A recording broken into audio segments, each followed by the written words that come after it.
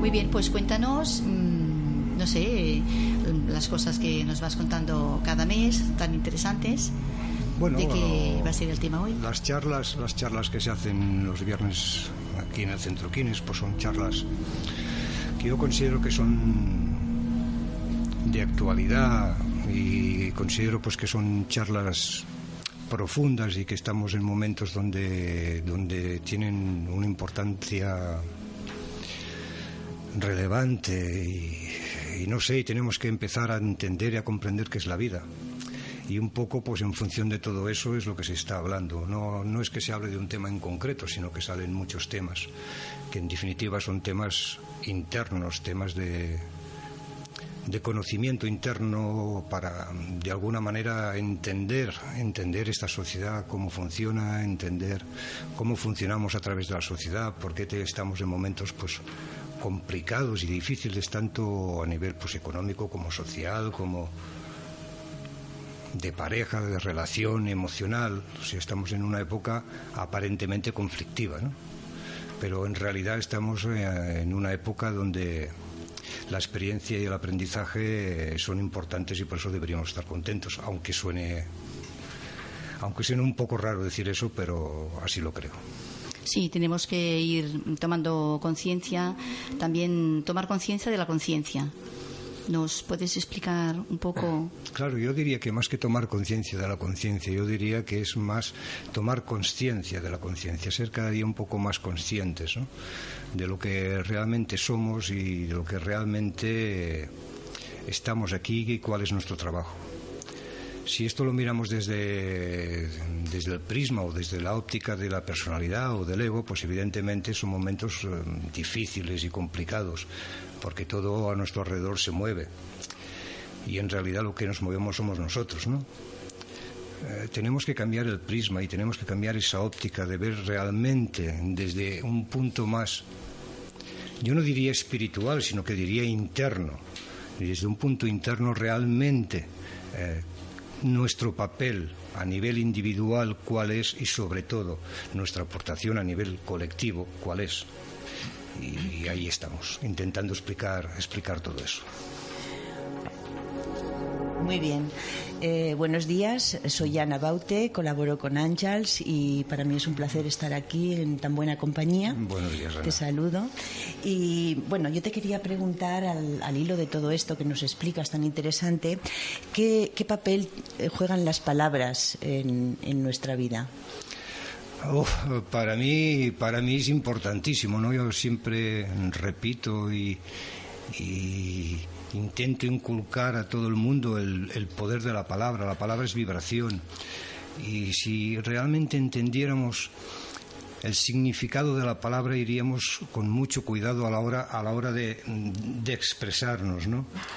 Porque aunque parezca una tontería, aunque parezca pues que es irrelevante, ¿no?, decir una palabra por otra, eso a nivel psíquico, dentro de nuestra mente psicológica, sí que es muy importante. Entonces tenemos que aprender a usar la palabra, no lo que decimos, sino realmente la palabra adecuada en lo que queremos decir.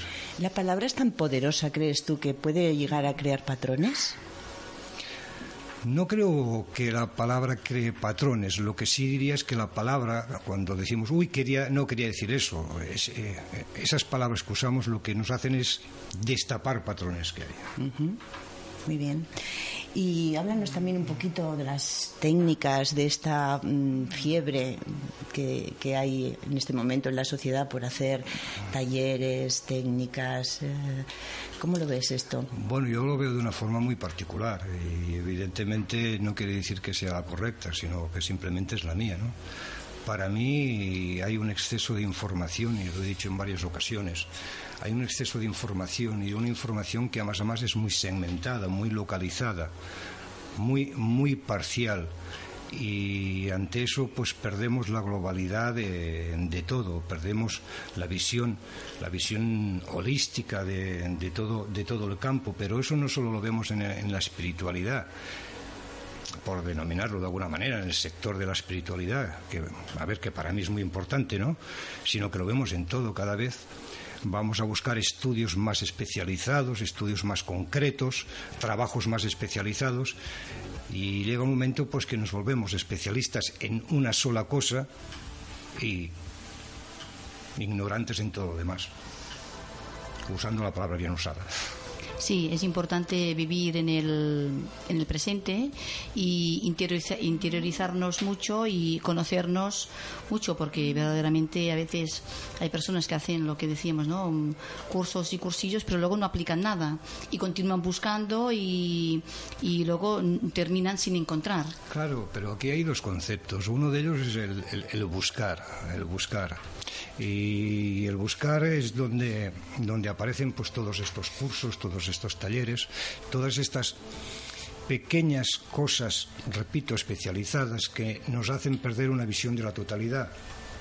Entonces, desde ahí, desde ese buscar y constantemente buscar fuera técnicas y especializaciones, es muy difícil encontrar algo tan simple, pero a la vez tan complejo como es encontrarse a uno mismo. Porque nos tenemos que encontrar desde la globalidad, no desde la segmentación. ¿Qué estoy viendo? Pues estoy viendo pues que cada vez es más el número de pequeñas aportaciones al mundo de la espiritualidad, pero que pocas de ellas van a la profundidad y a la parte holística de lo que realmente somos. Y para mí ese es el trabajo. ¿Tú crees que hay una trampa del ego? ¿Que el ego está buscando algo aquí? Es por aclarar, o acláranos igual un poquito qué es el ego también, para que nos quede más claro a todos. Para mí, hablando del tema de la espiritualidad, para mí sí, el ego llega un momento que tiene una necesidad, o cuando hablamos del ego hablamos de nosotros, ¿no? Tenemos una necesidad de buscar, de llegar a lo que pues los maestros o las antiguas tradiciones, o si recordamos nosotros mismos, queremos, que es llegar a un punto más elevado, un punto más consciente de nuestra conciencia. Entonces, evidentemente, para el ego, eso es una escapada. Porque el ego, en definitiva, no es ni que sea ni bueno ni malo, sino que es lo que son nuestras memorias, son nuestras experiencias. Eso es el ego. Y cuando, dando una definición muy básica, ¿no?, cuando necesitamos a través de esas experiencias, de esos anhelos, de esa búsqueda constante, entramos dentro del mundo de la espiritualidad, es muy fácil que nos perdamos en todas estas sendas, en todos estos caminos que llamamos técnicas o que llamamos como el queramos llamar, ¿no? Y perdemos realmente la profundidad, que es buscar en nosotros mismos realmente cuál es nuestro trabajo o nuestro propósito de trabajo en esta encarnación. Por eso yo estoy muy basado, y para mí lo importante es la filosofía, porque la filosofía lo que te hace es desde un todo entrar y sobre todo pues cuestionarlo todo, y es distinto a cuando a mí me dan las herramientas. Eso es la A, la B y la C. La A, la B y la C puede ser para mí y para otra persona puede no serlo. ¿Tú crees que en la duda está el crecimiento? Siempre. Pero más que en la duda, en el cuestionar. Porque si nos quedamos solo en la duda, ahí se queda. O sea, tenemos que, más que dudar, tenemos que cuestionar. Porque el cuestionar nos va a llevar a probar si eso es correcto o no es correcto.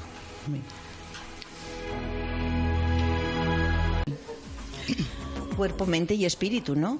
Sí, sí. Claro, el dogma. Claro, cuerpo, mente y espíritu, pero a mí me gustaría hacer aquí una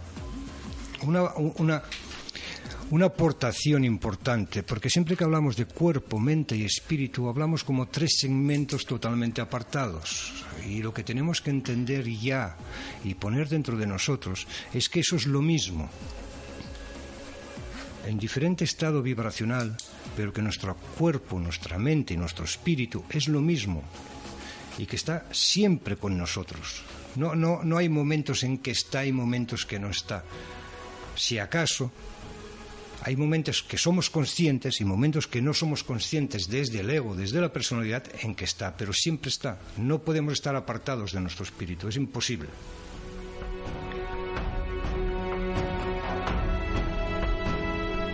personaje, ¿qué nos puedes decir del personaje que adoptamos en la vida? El personaje es maravilloso, ¿no? Claro, el personaje es el que nos da las herramientas para poder sentir, poder experimentar y poder, en definitiva, poder trabajar en el propósito, en nuestro propósito de crecimiento. Y claro, cuando yo hablo de nuestro propósito no hablo desde el ego, sino hablo desde la totalidad, ¿no? El personaje es maravilloso. ¿Y no nos puede traicionar en algún momento en esa búsqueda, digamos, espiritual? ¿No nos puede crear sabotajes? Pero, Ana, hay que tener en cuenta que buscar el mundo espiritual es del ego. Claro, estoy hablando del ego y del personaje. Claro. Que cómo podemos abordarlo dentro de este mundo, de esta vida. O sea, cómo podemos llegar a denunciarlo en algún momento. Conociéndolo. Debemos conocer todos los mecanismos psicológicos en que se mueve y da vueltas ese ego. Y evidentemente hay ciertos puntos que son muy difíciles de abordar, pero que son imprescindibles hacerlo. Entonces tenemos que tener muy claro cómo funciona nuestro ego, cómo funciona nuestra personalidad, y tener muy en cuenta pues que siempre se mueve a través de memoria, siempre se mueve a través de recuerdos, siempre se mueve a través de experiencia, porque el gran caballo de batalla que hoy se está dando mucha importancia, que es el pensamiento, apartar el pensamiento y todas estas cosas. En el momento que entendemos que pensar es recuerdo, es experiencia, ¿cómo vamos a sacar eso? Si primero no sacamos la experiencia. Entonces tenemos que buscar los mecanismos para, como alguien dice, ¿no? No pensar, cosa que es difícil.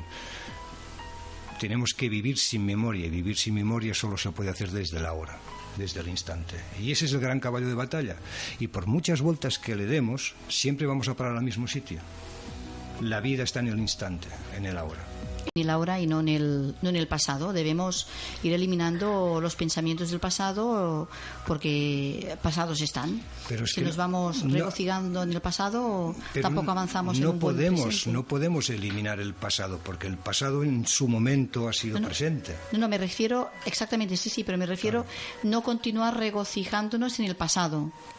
A esto me refiero. Eso sí, el pasado es pasado, y como pasado pues ya solo queda experiencia, y a veces la experiencia también nos traiciona, porque a través de la experiencia percibimos las nuevas realidades o los nuevos instantes, a través de esa experiencia, de una forma muy parcial, no de una forma total, y lo he dicho en muchas ocasiones. Pero ahí podemos perder muchísimo tiempo, y podemos perder no una vida, muchas vidas, intentando limpiar, solucionar todo eso.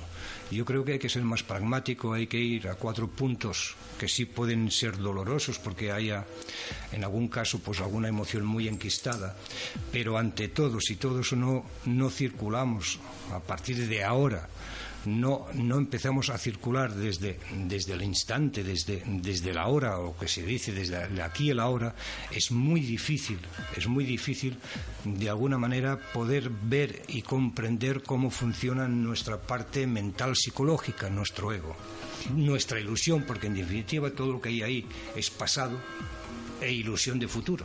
Solo desde las herramientas que tenemos ancladas, y los patrones y los criterios que tenemos anclados, es muy difícil poder ver eso. Podemos entenderlo conceptualmente, podemos comprenderlo, nos lo explican y lo vemos, pero a la hora de verdad es muy difícil, porque para que eso sea posible, tenemos que limpiar o empezar a accionar sin tirar de nuestras memorias. Para que eso sea así, solo se puede estar viviendo al instante presente.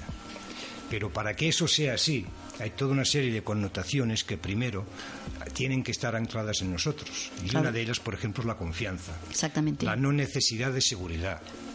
Mientras todo esto no esté, todo lo demás son palabras. Es un esfuerzo muy grande el tener que llegar.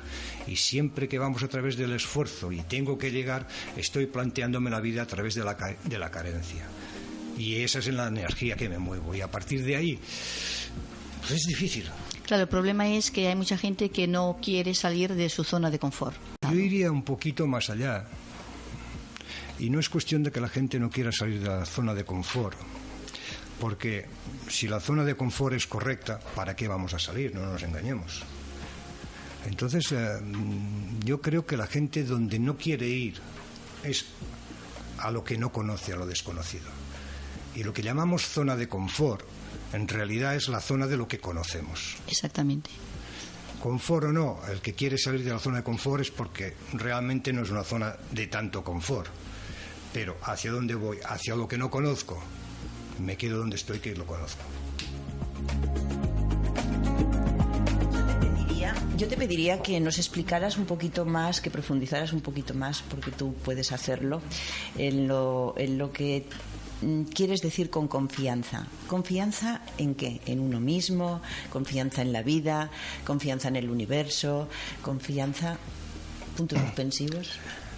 Eso es un tema delicado, porque para profundizar ahí tenemos que entrar en una filosofía interna importante, y tenemos que entrar dentro de cuestionarnos realmente lo que es la confianza. Y cuando hacemos eso nos damos cuenta de que tenemos dos tipos de confianza. Uno es el confiar y el otro es la confianza. Normalmente nosotros funcionamos a través del confiar, porque en definitiva todo lo que hacemos es porque confiamos que el resultado sea correcto. No tenemos la seguridad, porque la seguridad es algo que todos buscamos, pero sabemos que no existe. Entonces usamos la palabra confiar. Entonces confiamos que el resultado sea el adecuado. No lo sabemos, repito, porque no hay seguridad, pero confiamos que eso va a ser así.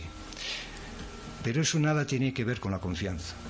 La confianza es algo que va más allá, es algo más profundo. Es algo que, si hablamos energéticamente, está en un estado vibracional más elevado.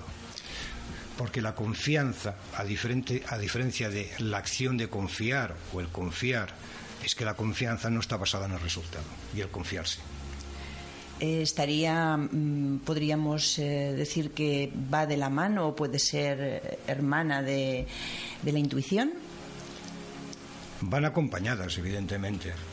La confianza, una de las cosas que da, entre varias, pero una de las cosas que da es escuchar la intuición.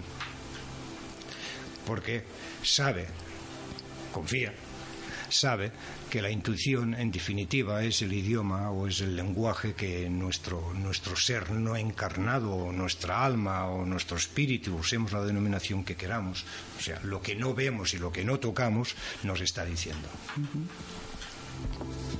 La gente confía, pero a veces le falta la confianza en uno mismo, que es mucho más importante. Pero claro, es que tenemos que preguntarnos, porque en definitiva tenemos que conocernos, y nos conocemos a través de la autoobservación. También lo he dicho muchísimas veces.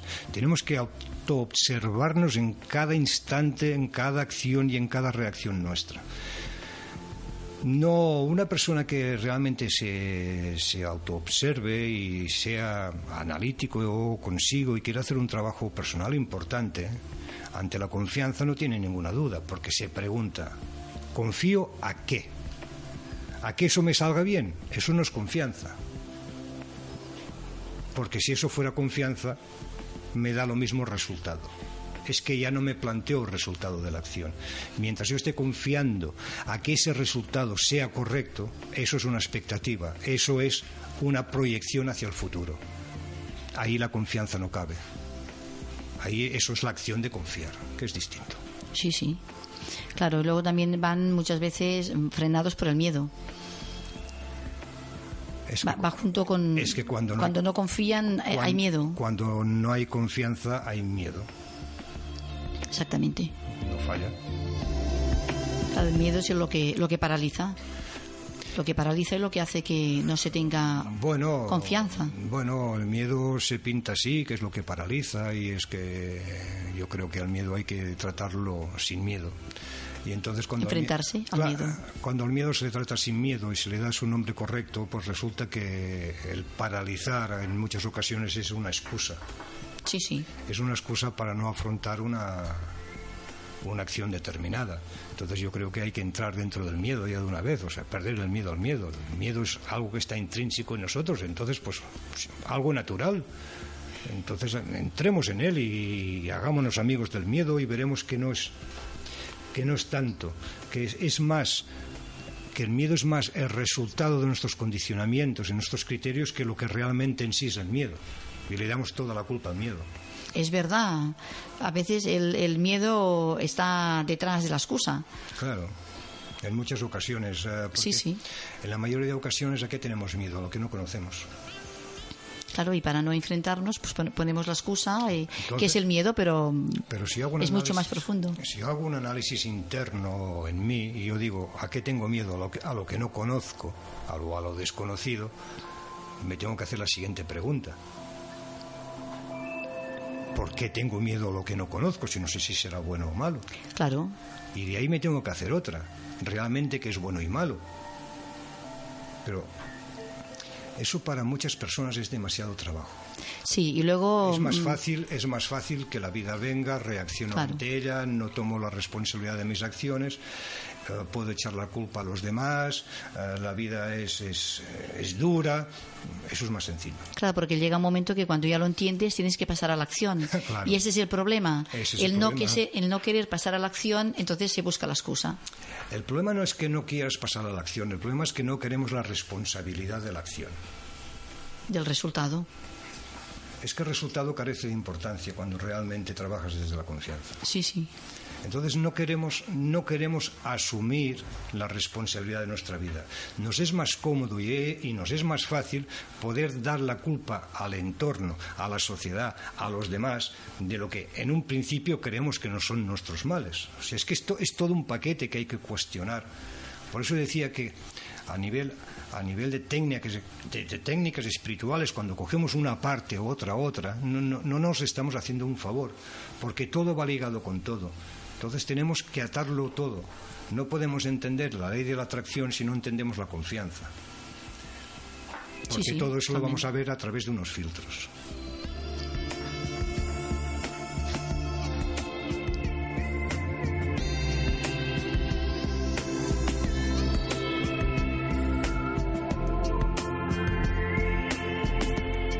Tú dices que sin recuerdos, sin pasado y sin experiencias del pasado. Que así es como se llega a sentir confianza. Explícanos un poquito para que los oyentes puedan entender qué es esto de sentir, dónde se tiene que sentir. ¿Se siente en la cabeza? ¿Se siente en el corazón? ¿Se siente en dónde? Cuando a nivel holístico se habla del sentir, evidentemente tiene unas connotaciones muy amplias. Pero cuando eso de alguna manera intentamos trasladarlo a las frecuencias más bajas, donde en el campo de la forma, en el campo de la encarnación, normalmente el sentir le damos un significado de que es como un lenguaje emocional. Entonces el sentir podemos tenerlo como una sensación importante y tangible en el cuerpo, y eso nos ha ocurrido a todos, ¿no? Las típicas mariposas en el estómago o el nudo en la garganta, pero puede ser algo mucho más sutil, puede ser como una respuesta, y ahí juega una parte importante lo que es la intuición, porque en definitiva todo es información, toda la energía es información, toda la energía nos habla y nos dice algo. Entonces cuando se habla del sentir en un término más amplio, es ante cualquier situación siempre hay una primera respuesta, una primera percepción, algo que automáticamente te dice eso sí o eso no. ¿Y esa es la que sirve? Claro, y esa es la que sirve. Porque la siguiente, a través de la percepción y de la emoción que sentimos de eso, automáticamente cuando racionalizamos y nuestra cabeza está llena todavía de criterios y no para de dar vueltas. Esa es la respuesta reactiva. Esta es la respuesta reactiva y por tanto ya es una respuesta que es parcial. Si fuéramos capaces de coger la primera información, a partir de la primera información tomar la decisión de la acción sí o no, y desde ahí trabajar con nuestra mente racional, que es la que sí que tiene que trabajar, y buscar los medios para que eso se pueda hacer, accionaríamos de forma muy distinta. Interesante. Cortita pero es que es un tema muy amplio como para... Me hago cargo que no hay, el tiempo manda. Eso de todas maneras, eso es a través de autoobservación práctica y práctica y autoobservación. ¿Y qué me puedes decir de las creencias? ¿Qué papel juegan en todo esto, en las reacciones? Claro, primero deberíamos entender un poco lo que son las creencias, ¿no? Porque aparte de las creencias sociales y dogmáticas, ¿no? Que de alguna manera pues en cada colectivo están, bien sea a nivel religioso, moral, político, están las creencias internas, que es lo que de alguna manera nos aportan nuestras experiencias.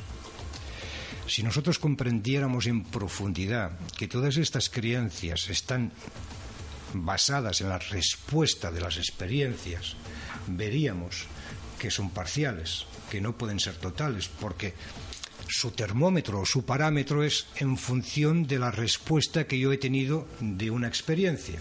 ¿Las creencias son la semilla o el caldo de cultivo de los patrones? En muchas ocasiones sí, claro, en muchas ocasiones sí. Es a través de lo que creemos que es bueno o no es correcto o es malo o moralmente indeseable, que eso nos hace funcionar de una manera determinada, nos hace coger unos patrones determinados, unos hábitos conductuales determinados, que evidentemente inciden a la hora de accionar ante las situaciones que nos vienen en la vida. Y eso más a más es un mecanismo que se retroalimenta, porque como mi acción no es una acción desde una libertad total de criterios, sino que es parcial, la respuesta que yo voy a tener o la percepción que yo voy a tener del resultado también lo va a ser, y va a volver a alimentar otra vez el mismo patrón, y bueno, y es una rueda que es muy difícil salir, salvo que digas paro, corto, me salgo y me atrevo a accionar de forma distinta a lo que lo he hecho hasta ahora. Sí, porque también hay las creencias heredadas de los ancestros, de la sociedad. Sí, pero eso es un tema muy resbaladizo, muy peligroso. Que las vamos haciendo nuestras. Claro, entonces también se tienen que buscar y encontrar también para sanarlas. Repito que eso es un tema muy resbaladizo y muy peligroso, porque ahí dentro de este saco ponemos muchas cosas que evidentemente no pertenecen al saco. Cuando hablamos de ancestros, ten en cuenta que estamos hablando de un colectivo, porque nuestros ancestros de alguna manera somos nosotros también, ¿no? Porque si creemos en la encarnación, ¿quién me dice que en la séptima generación, tirando para atrás, el patrón ese que hay que limpiar no soy yo a nivel energético? Sí, claro. Claro. Entonces ahí nos perdemos mucho en cuentos de hadas, y hay que ser muy pragmático. Y la realidad es que poca importancia tiene sanar eso si no soy capaz de sanar yo el instante que ahora tengo.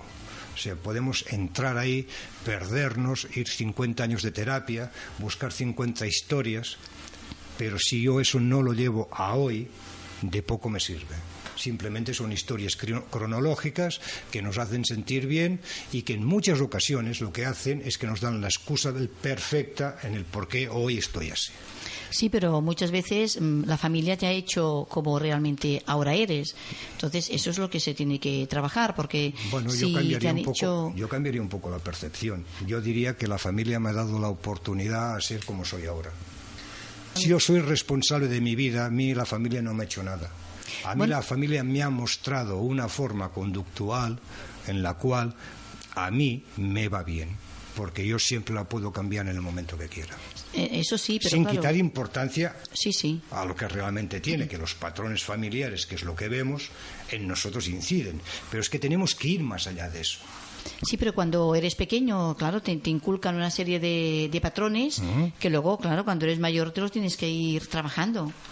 Claro, pero mientras yo con mi visión continúe siendo que eso es culpa de mis padres o de mi entorno, ahí me voy a quedar. En el momento que yo hablábamos antes de la palabra, en el momento que hago el pequeño ejercicio, que digo, no, es que eso es lo que yo he necesitado y de alguna manera eso es lo que tengo y hoy soy el resultado de eso, eso a mí me da la responsabilidad que esos patrones en definitiva son míos, los puedo quitar cuando yo quiera. Se me acaban las excusas. Sí, exactamente, pero tenemos que partir de la base de encontrar estos patrones para luego sanarlos. Yo no creo que eso sea tan importante. De verdad. Creo que el navegar a nivel terapéutico por la superficie es algo que ya toca cambiarlo. Yo creo que hoy lo que toca en realidad es profundizar y dejarnos ya de síntomas y dejarnos ya de navegar por hechos puntuales, que he sido, no he sido, sino qué soy, cómo soy, y a partir de ahí asumir mi responsabilidad, asumir mi libertad, asumir mi poder y decir, eso que está en mí voy a intentar cambiarlo, porque si no me pierdo dando vueltas a un sinfín de cosas, porque en definitiva ha habido un sinfín de experiencias, un sinfín de vidas, me pierdo ahí y lo que estoy haciendo en este perderme es realmente no entrando en mí, profundizando. Todo está ahora, hoy, ahora. Porque claro, nacemos sin condicionamientos. Entonces, nos inculcan esta serie de condicionamientos que a nosotros nos afectan. Luego, desde el presente, desde el ahora, los encontramos y los sanamos. La experiencia real que es que nos perdemos en el proceso.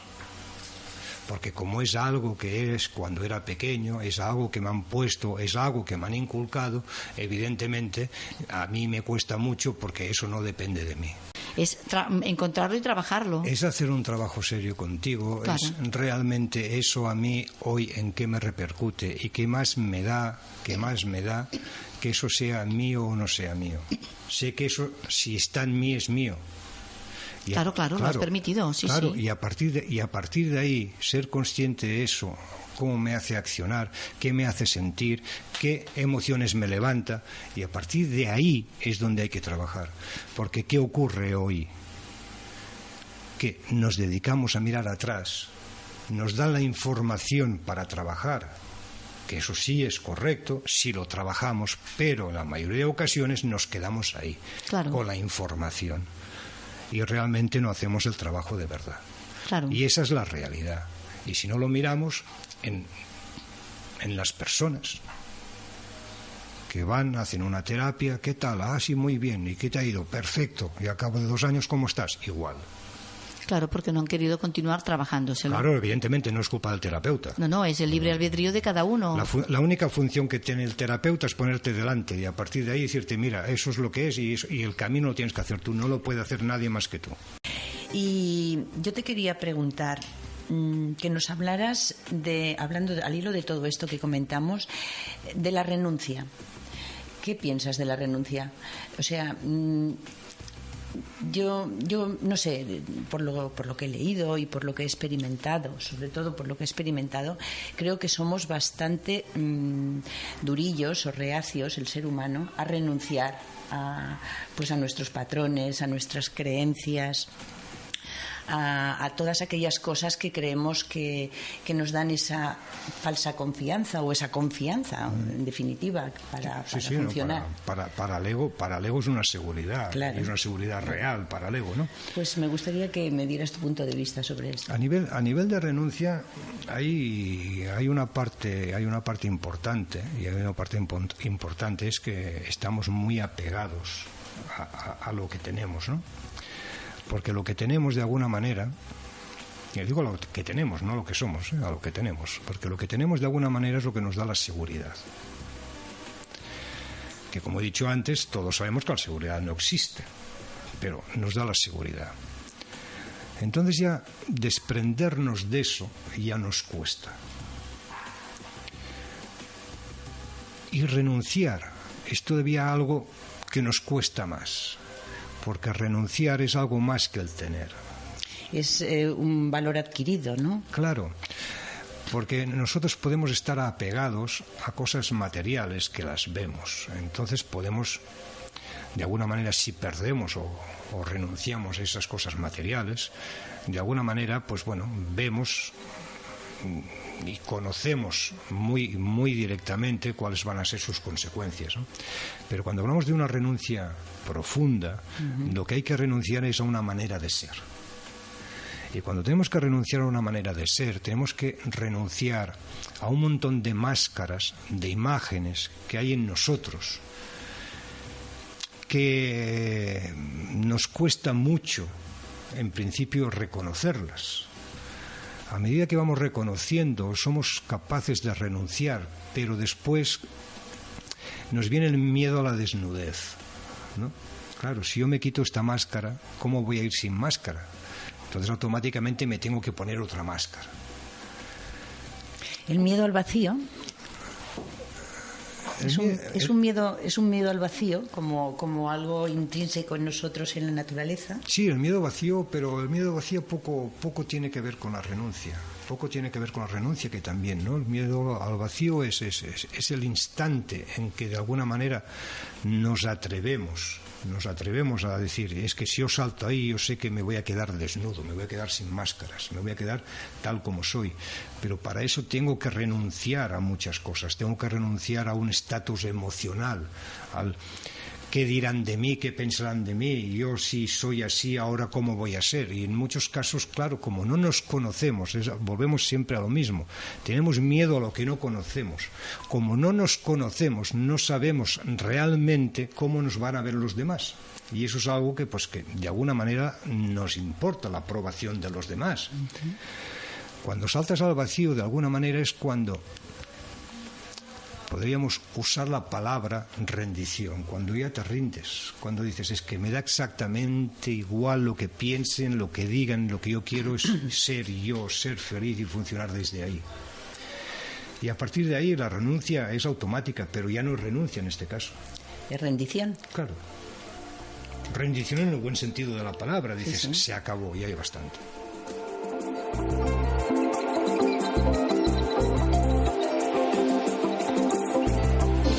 ¿Algo más? ¿Algo que...? Hoy podríamos estar aquí hasta pasado mañana hablando, ¿no? Yo preguntar y contesto.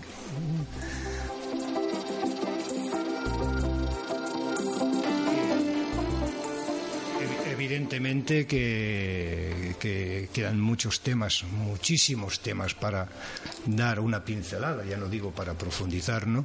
Sino simplemente para dar una pincelada, pero lo que sí me gustaría es que cada vez fuéramos un poquito más conscientes de que todo lo que ocurre en la vida, todo lo que ocurre en esa sociedad, que a nivel individual somos plenamente responsables.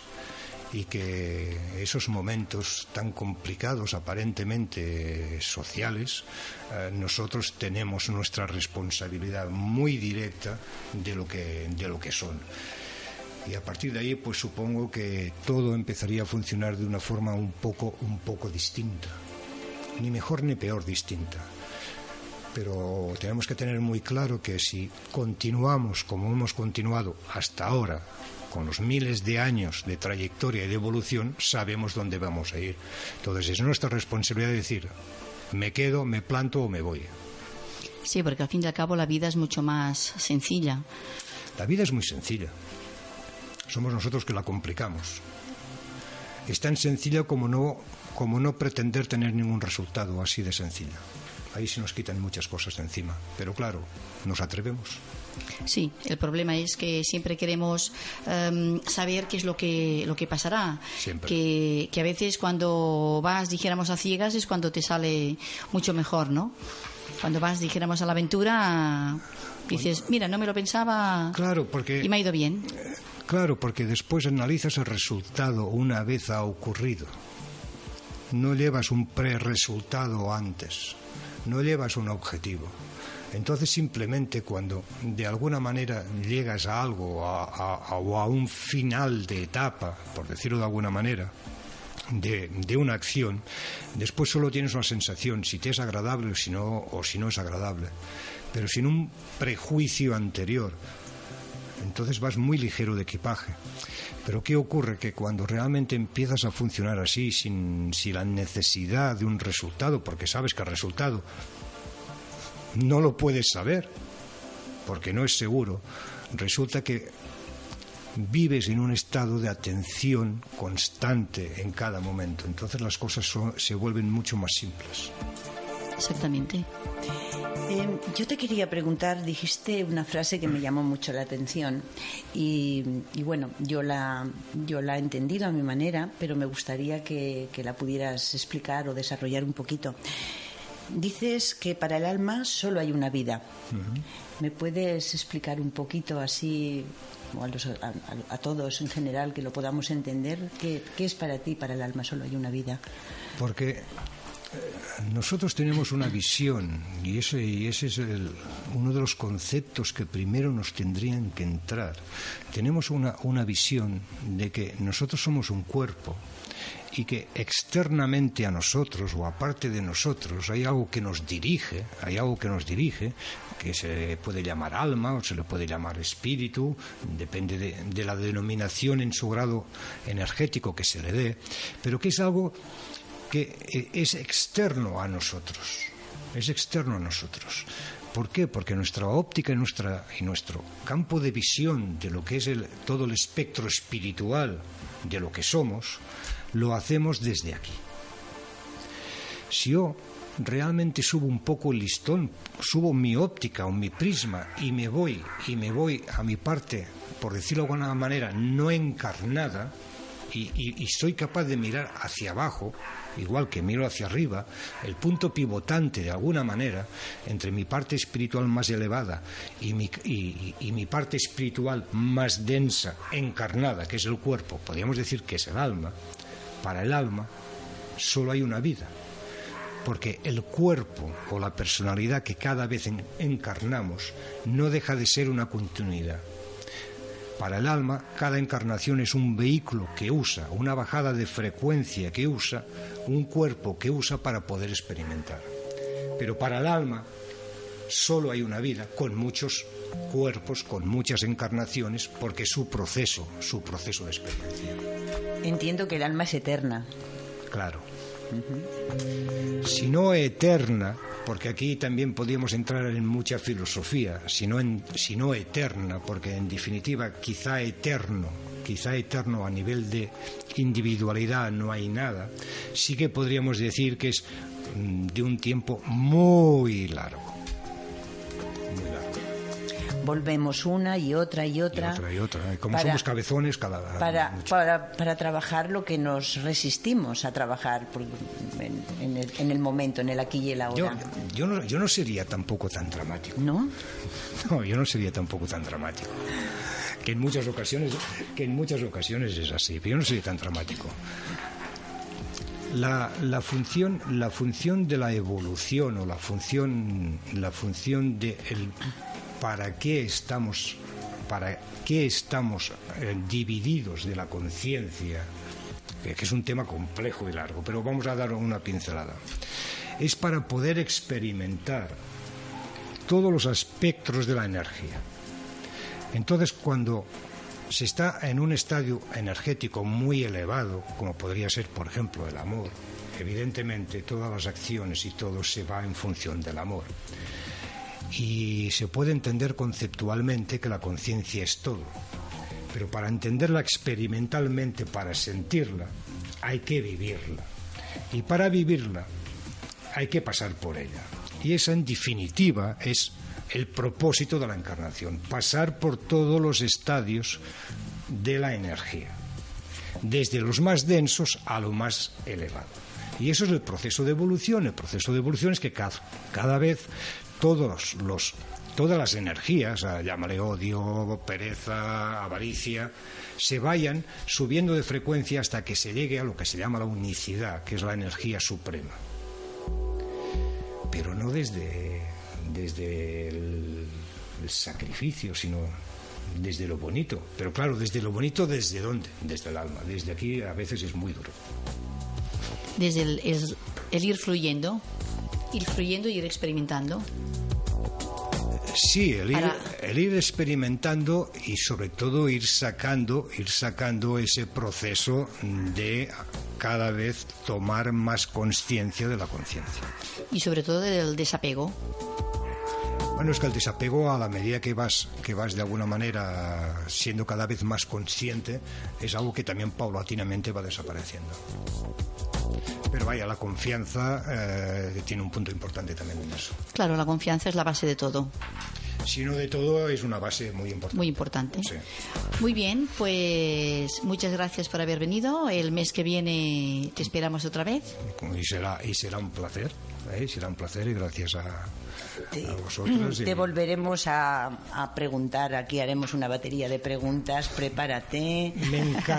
Me encanta que me pregunten, porque de alguna manera... A mí se me han quedado unas cuantas en el tintero. Se me ha hecho corto el programa. Para el próximo día, ¿no? Bueno, Albert da mucho de sí, y la verdad es que se pueden hacer muchísimas preguntas porque tiene una gran sabiduría y, bueno, y unas explicaciones muy simples. No es cuestión de sabiduría, es cuestión de entrar dentro, de cuestionar muchísimas cosas, de creer en ellas. Yo cuando hablo siempre digo, yo no tengo la verdad, tengo mi verdad, pero en definitiva a mí es la que es suficiente. Y cuando me vienen verdades contradictorias de otras personas de fuera, lo primero que hago es cuestionarlas, y en muchas ocasiones digo, esa verdad me parece más correcta y más coherente que la mía. Claro, y eso que debemos hacer. Sí, contrastar. Claro. Contrastar, sí, claro.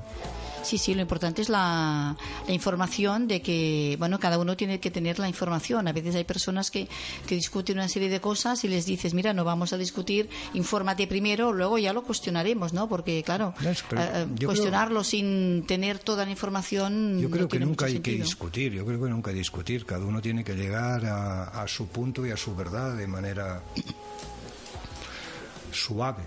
Sí, bueno, lo que quieren discutir son los otros, claro, que no tienen la información, entonces, claro, tienen su verdad. ¿Por qué simple. discutimos? ¿Por qué discutimos? De entrada discutimos porque no sabemos escuchar. El día que sepamos escuchar y diferenciemos entre el escuchar y el oír, claro, el día que sepamos escuchar, vamos a dejar de discutir. Mientras tanto, por las dos partes. Claro, por las dos partes. Por las dos partes. Es que escuchamos, pero no escuchamos para entender. Escuchamos para responder. Claro. Estamos solamente escuchando, pensando en lo que le vamos a contestar por lo que está diciendo, claro, pero no para entenderlo. Claro. Y ahí está, yo creo que el kit de la cuestión es integrar, entender, comprender lo que te está diciendo la otra persona y ver su punto de vista. Y cuestionarlo. Y cuestionarlo y luego responder en función de lo que tú crees. Sí, y dejar explicar, porque a veces es lo que tú dices, ¿no? Que ya están a la que saltan, claro, ¿no? Y a veces hay personas... están esperando porque ellos quieren dar la respuesta. Claro, y a veces hay personas que solo quieren hablar, que los escuches, no quieren ni que les cuestiones. Bueno, es que en el mundo de la comunicación estamos incomunicados. Muy bien, pues... Gracias a todos, a ti y a Radio Arbós por esa oportunidad de poder expresar un ratito pues lo que más me gusta a mí, ¿no? De forma libre y... Exacto. Perfecto. Muy bien, pues muchas gracias, Albert.